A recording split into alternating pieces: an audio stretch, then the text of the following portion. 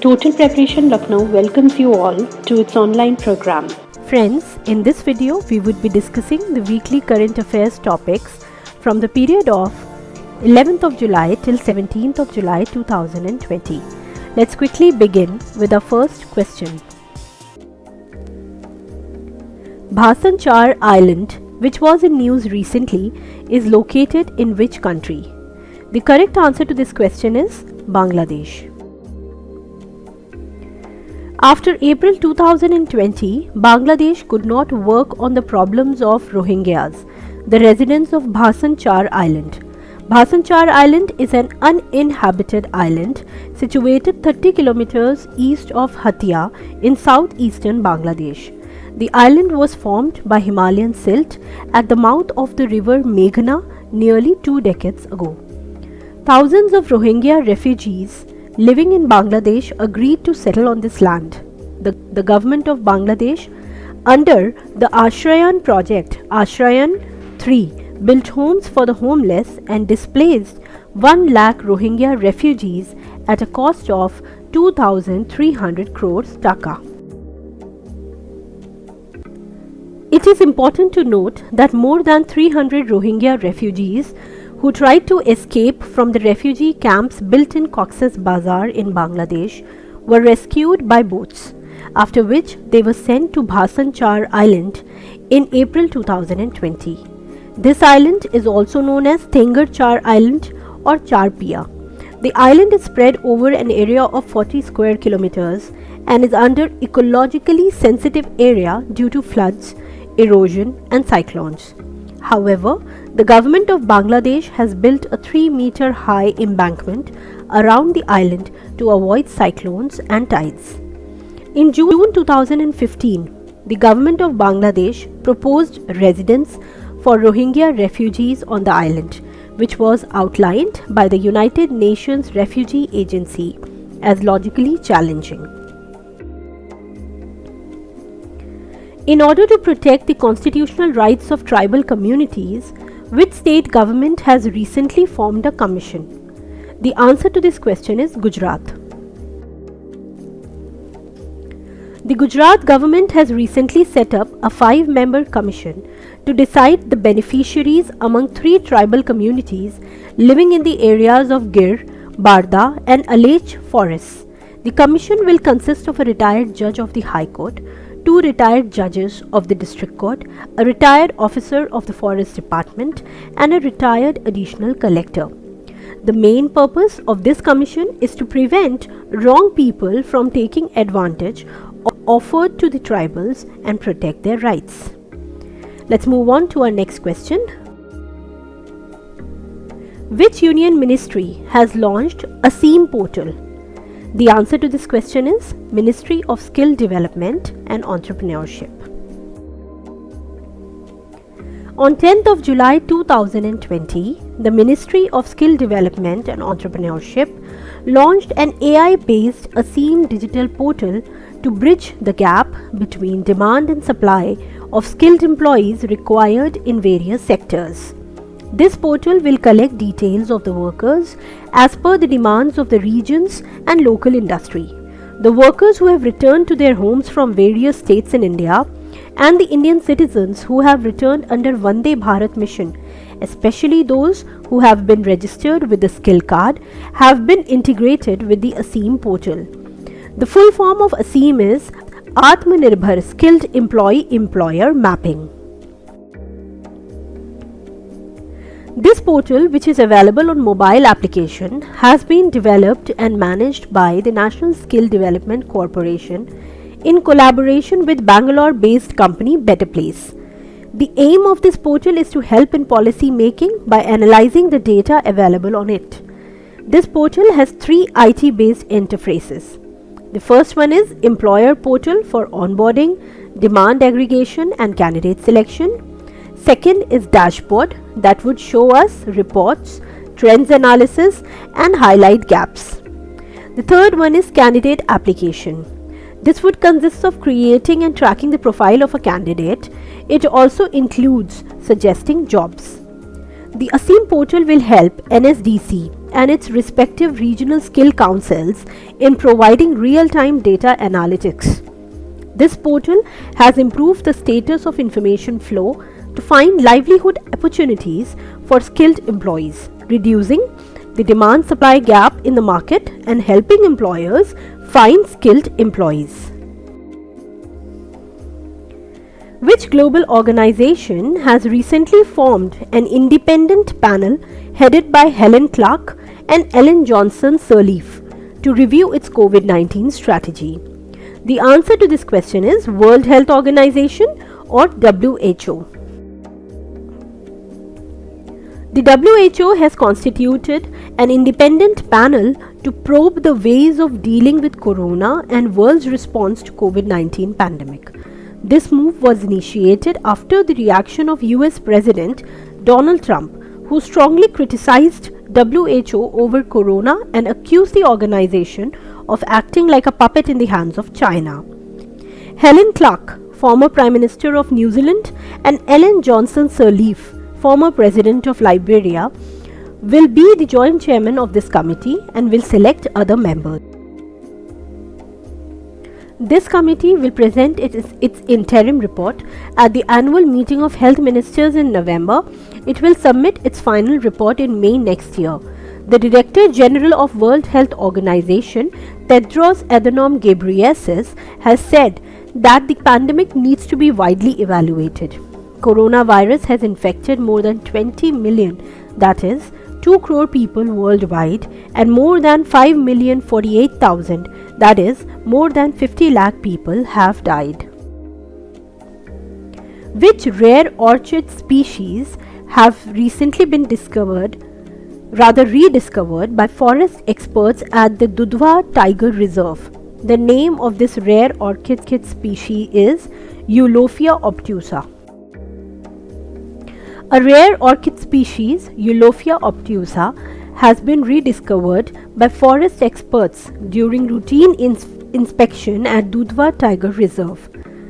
According to the facts documented in Kew Herbarium, England, this species was discovered in India from Pilibhit, Uttar Pradesh in 1902. This orchid species is also known as the ground orchid.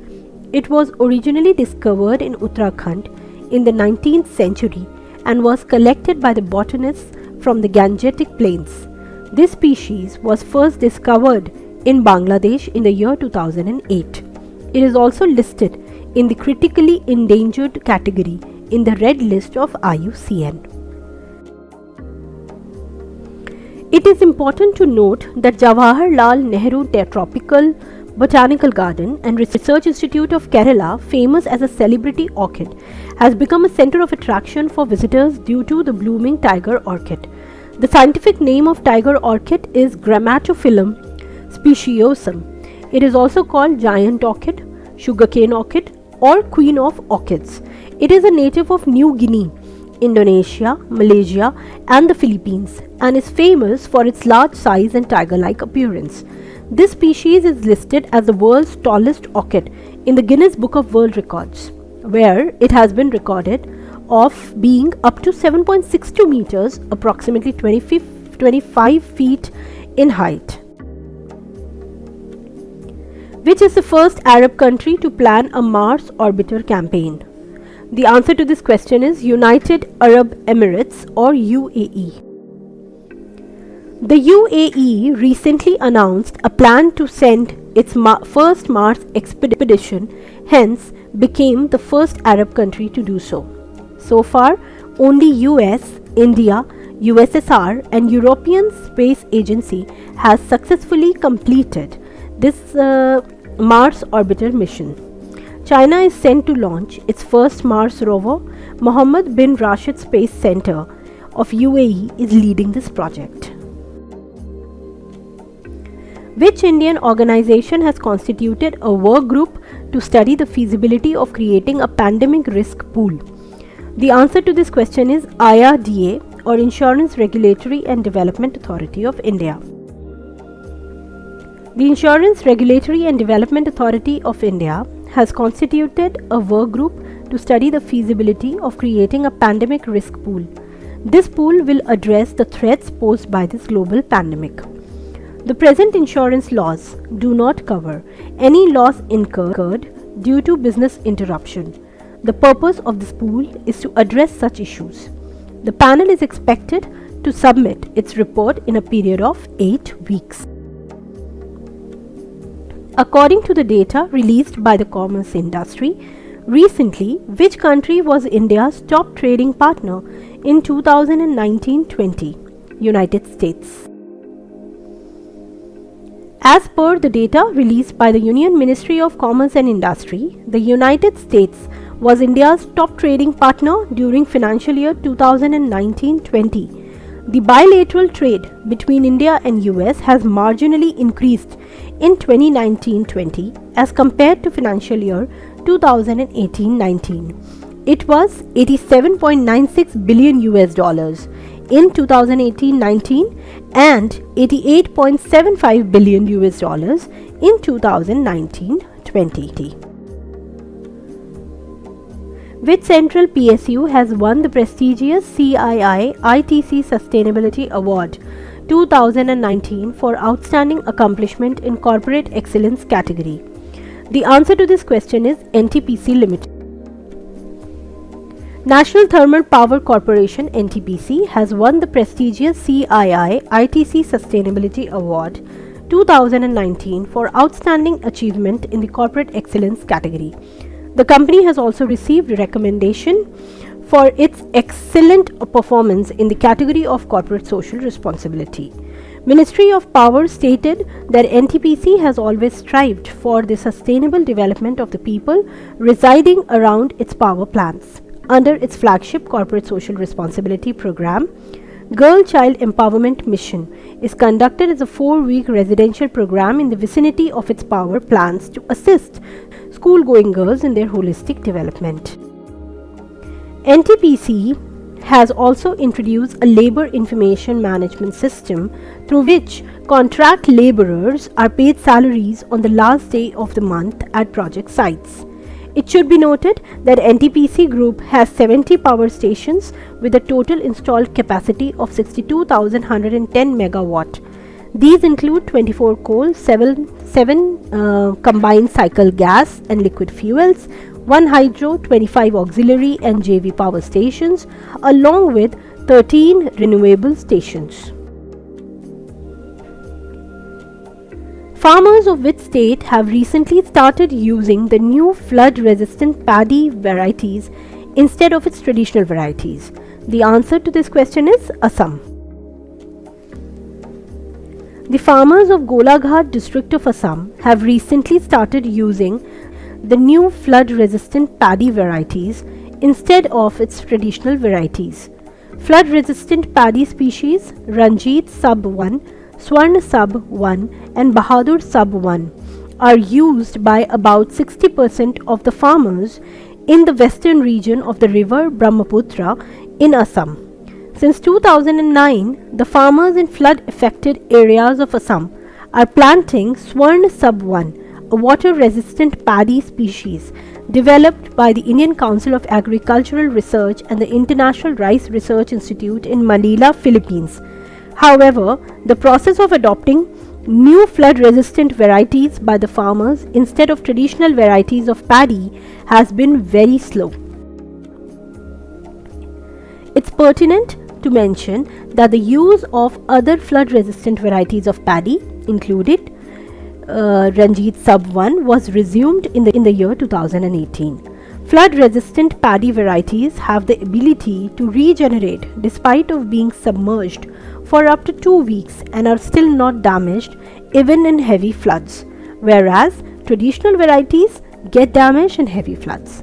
These new species have an average yield potential of up to 5 tons per hectare. Chief Minister of which state has released the book on tangams? The answer to this question is Arunachal Pradesh.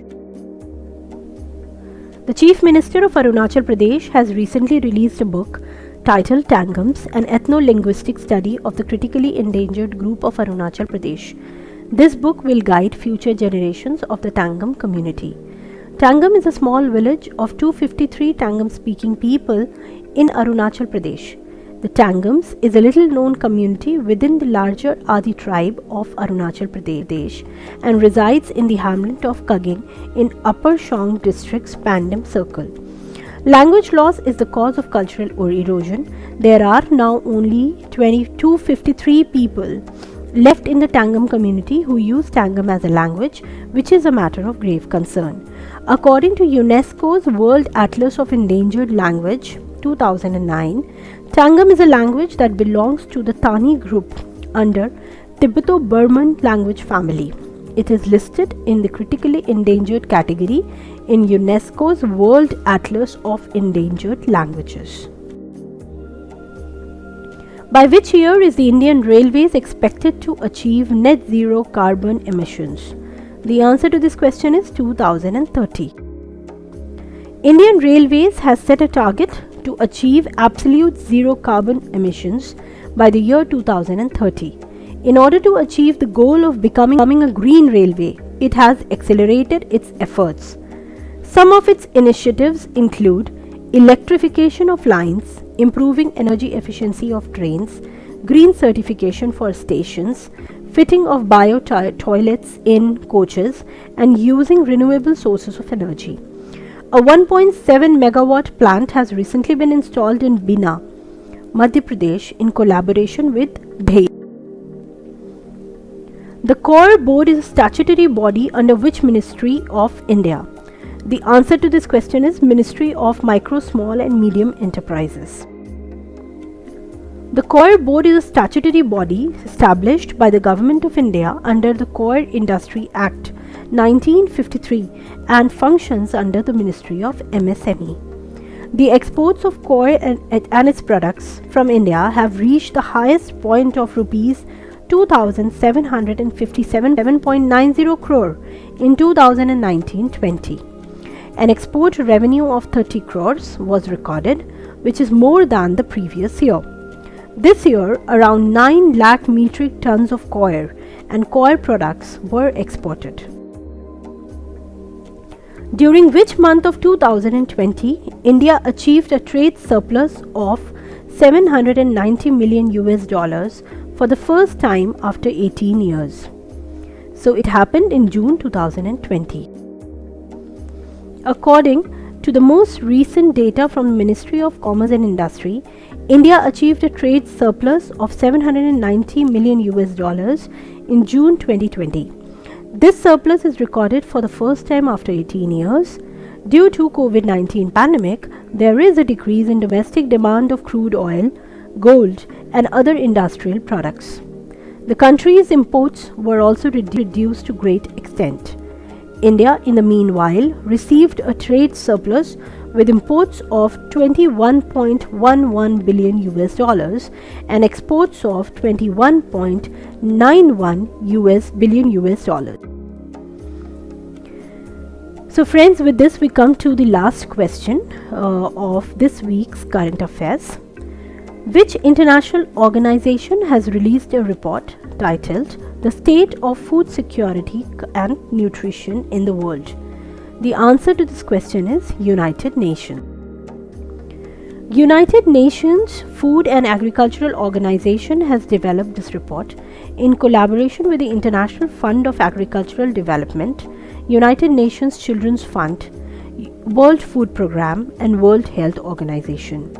This report entails a detailed analysis of the major impact of food insecurity beyond the issue of starvation. It shows that 17.2% of the global population, that is, about 100 crore 30 lakh people, do not get regular, nutritious and adequate food. According to the report, 82 crore people did not have enough food to eat in the year 2018, while in 2011 the number of such people was about 81 crores. In Asia, 51 crore 39 lakh people suffer from starvation, while in Africa the number is 251.6 million. The report states that the new figures point to a major challenge in achieving the goal of ending the zero hunger or starvation in the Sustainable Development Agenda 2030. According to this report, the number of malnourished people in India has fallen from 249.4 million in 2004-06 to 189.2 million in 2017-19. According to this report, the level of obesity in India has increased. India and China are the only Asian countries to report a decrease in the number of malnourished people. So friends, with this we come to the end of this video. Thank you so much for being with us. We have tried to include few more important questions this time, which would be really helpful for you from the point of view of upcoming competitive exams. Please do not forget to like, subscribe and share our video. In order to keep getting the updates on other current affairs related topics, please press the bell icon. Thank you.